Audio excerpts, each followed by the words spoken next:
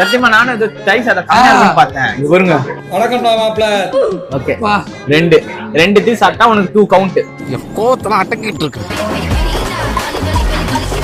பாத்தீங்கன்னா முடிச்சு ஒரு கவுண்ட். ஏய் சாப்பிட்டு முடிச்சா ஒரு கவுண்ட்.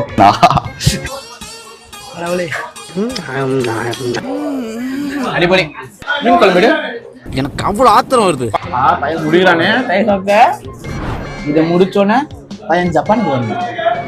தமிழ்நாட்டுல இருந்து ஜப்பானுக்கு போடுங்க. ஒன்னு கிளீனா முடிச்சுடா. ஓகே. 1 கவுண்ட். சொல்லுங்க. 1. ஓகே 2க்கு போங்க. Japan chicken. சாப்பிடு.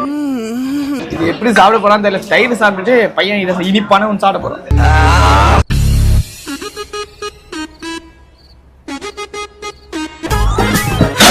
Come on second count. நான் வெள்ளை கலர் சாப்பிட ஆரம்பிச்சிட்டேன். எவ்வளவு அப்ப கவுண்ட் ஸ்டேஜ் போடுங்க. அது பாஸ்தா இருக்கு. White sauce pasta.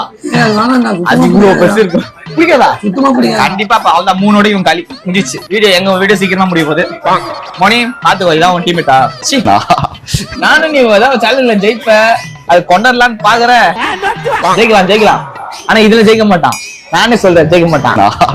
யாருமே ஜெயிக்க மாட்டாங்க. இவ்வளவு பாசிட்டிவா பேச எப்படி ஐடியா பேசுவாங்க? ஏய் நான் உண்மையா சொல்றேன். சத்தியமா ரித்திக் இருக்கிற வரைக்கும் ஃபுட் சேலஞ்ச்ல யாருமே ஜெயிக்க முடியாது. ஏன்னா அவன் ஒரு ஃபுட் டிராகன். நேரத்துக்கு அங்க பிரிச்சு மேஞ்சிட்டு இருப்பான்.